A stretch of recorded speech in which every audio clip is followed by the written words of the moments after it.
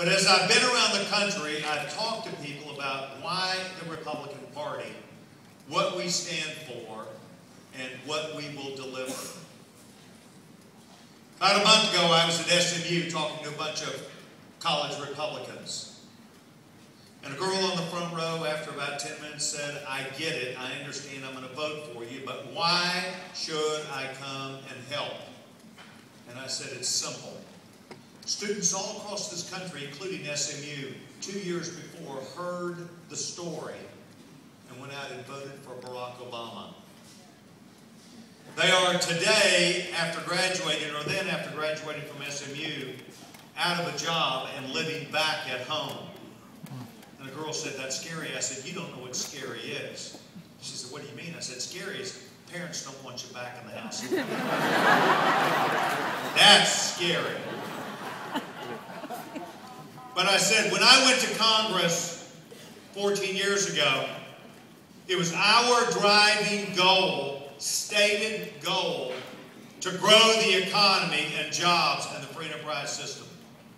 And that we said we were going to double GDP, and Sam and myself at that time saw our GDP at $6.5 trillion. By the time Pete Olson, our new congressman from Sugar Land, has finished his first term, or was about to begin his first term, we were $14 trillion a year. Ladies and gentlemen, the Republican Party understands that when you free the free enterprise system, great things happen for every one of us. It is about freedom and opportunity, and that starts with your ability to not have to beg for what you get. Being able to have jobs, to have the investor in the marketplace, and to not fight business is exactly what the Republican Party also is great at. And I looked at this student and said, and the Democratic Party, with all the marbles that they've had, would come to the Rules Committee for every bill, the stimulus, the budget, everything they wanted to do, the health care bill, and they constantly talked about Europe as the model. Europe has the high-speed rail, they have the health care, they have everything that America should have. And I said to this student at age 20, under their leadership, you will be 65 because it will take 45 years to double GDP at current 1.45%.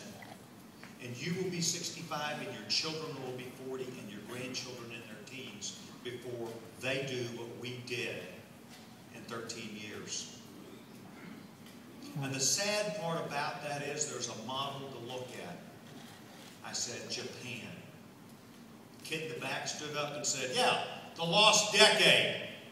And my retort back was, nowhere but a college campus with 17 years be a decade. Facts of the case are, years ago when I was at the old Bell Labs organization in New Jersey, that I studied Japan very intently. Japan had a savings rate of 23%, 16 of the 20 largest banks, a technology platform that was the greatest in the world, the best education.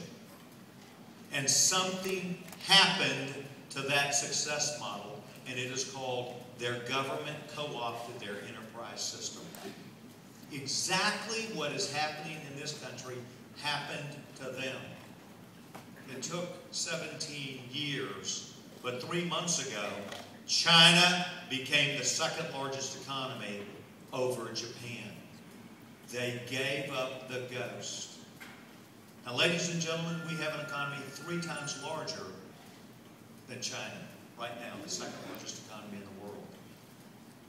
But we cannot suffer the same way they did in Japan, that we will follow that in the United States.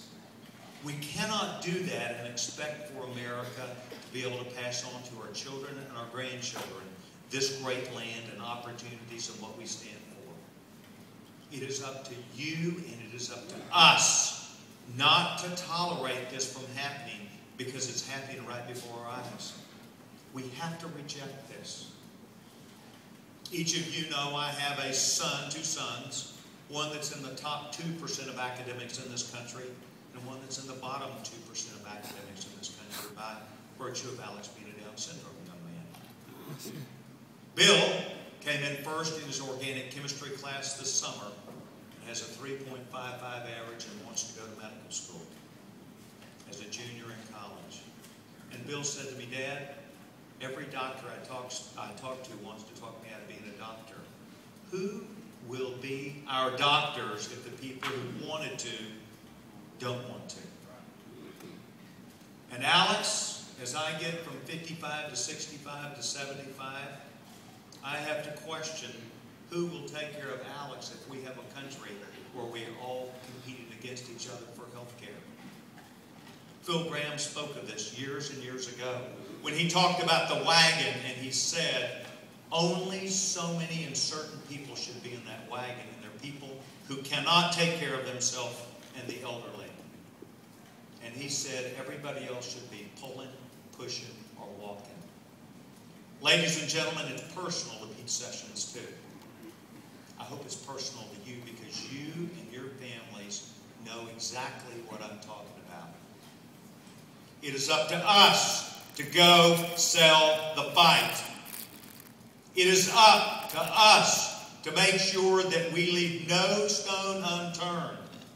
It is up to us to go and tell the story, whether it's GDP or whether it's your own story about the demise of your friend's job.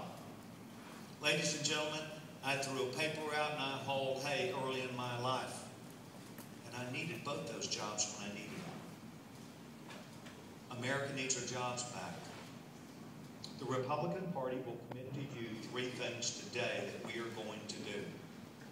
Number 1, we are going to read the bills before we pass them.